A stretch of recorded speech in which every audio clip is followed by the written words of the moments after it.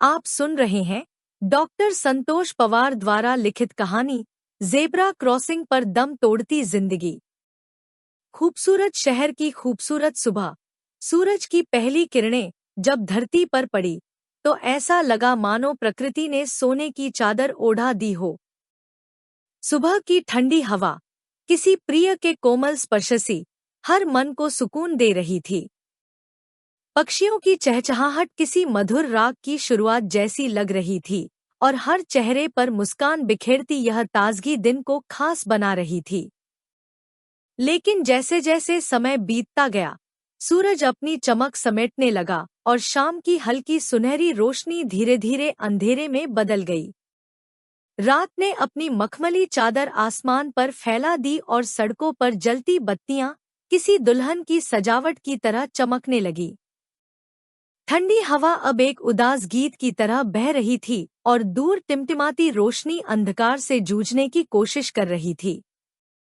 यह शांति किसी अनकहे तूफान की भूमिका थी और नियति के हाथों लिखा जाने वाला यह अध्याय इस रात को चीखों और आंसुओं से भर देने वाला था। चंदना एक मासूम और उजली हंसी की मूरत थी, जैसे किसी घर का रोशन चिराग। हर सुबह उसकी हंसी के साथ घर जगमगाता था। पूरे परिवार को चंदन की तरह महकाती थी। वह अपने छोटे भाई सोहम के साथ दुनिया की हर खुशी बांटती थी। उस दिन भी सब कुछ सामान्य था। चाय के कप के साथ उसने माँ को अपनी दिन भर की शरारतें और सहेलियों की बातें सुनाईं। जब माँ ने कहा कि सोहम को बास्केटबॉल के मैच के लिए छोड़ आना, तो वह थोड़ा इतराई। इतनी ठंड में बाहर जाने का मन नहीं है, उसने कहा। लेकिन छोटे भाई के चेहरे की मासूमियत ने उसे पिघला दिया। सोहम ने कहा, दीदी प्लीज, आज आखिरी बार, बाद में कभी नहीं कहूंगा। दोनों भाई बहन इलेक्ट्रिक स्कूटर पर निकले। रात की सर्द हवा उनकी हंसी और बातों के बीच घुल मिल गई।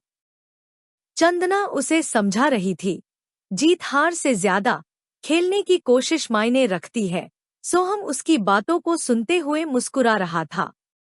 रास्ता सुनसान था, लेकिन डरावना नहीं।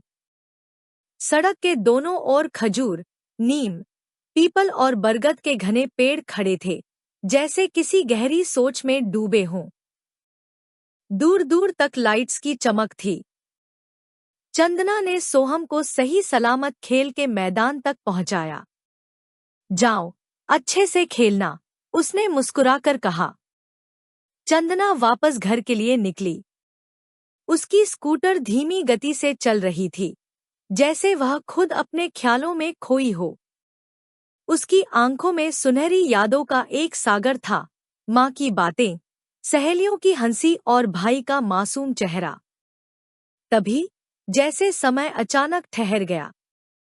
ज़ेब्रा क्रॉसिंग पर, जहां सफेद और काले पट्टे सुरक्षा का वादा करते थे, एक तेज रफ्तार गाड़ी, जैसे किसी पागल दानव की तरह, धुंध को चीरती हुई आई।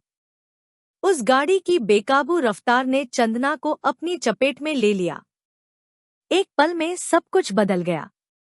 एक पल पहले जो जिंदगी सपनों से भरी थी, अब जमीन पर बिखरी पड़ी थी।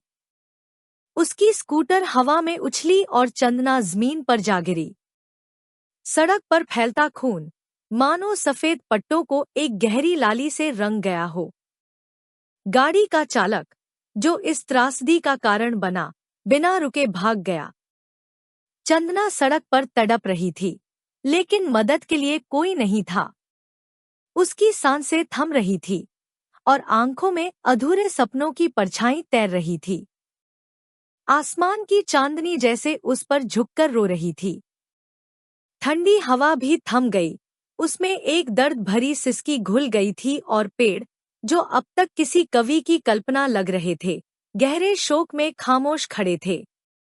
अस्पताल में डॉक्टरों ने जवाब दे दिया, हमने पूरी कोशिश की, उन्होंने कहा। लेकिन नियति पहले ही अपनी मुहर लगा चुकी थी। माँ ने जैसे अपनी दुनिया खो दी। अस्पताल के फर्श पर वह बेसुध होकर गिर पड़ी। पिता ने सोहम को कसकर गले से लगाया।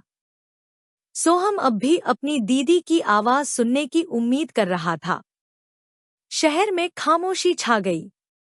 जेब्रा क्रॉसिंग, जो हर दिन सैकड़ों लोगों को सुरक्षित रास्ता देता था, अब सवाल बन गया था। क्या सफेद पट्टियों से जिम्मेदारी निभाई जा सकती है? क्या सड़क पर चलने वालों की जिंदगी इतनी सस्ती है? चंदना चली गई, लेकिन उसकी कहानी हर दिल में सवाल छोड़ गई।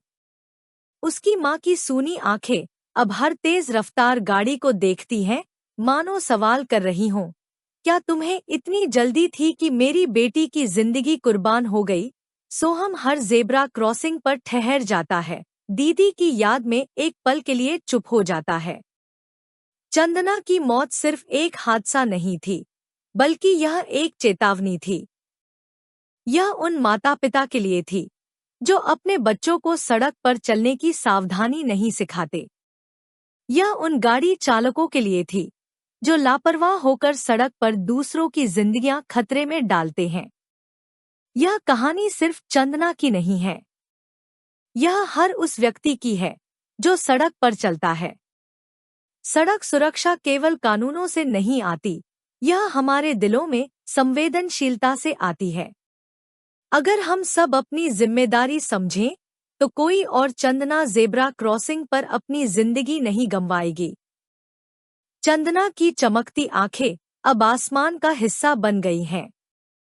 हर रात जब शहर की बत्तियां जलती हैं, तो वे उन बत्तियों के बीच कहीं मुस्कुरा रही होती हैं, यह उम्मीद करते हुए कि उसकी कहानी किसी और की जिंदगी का सबक बनेगी।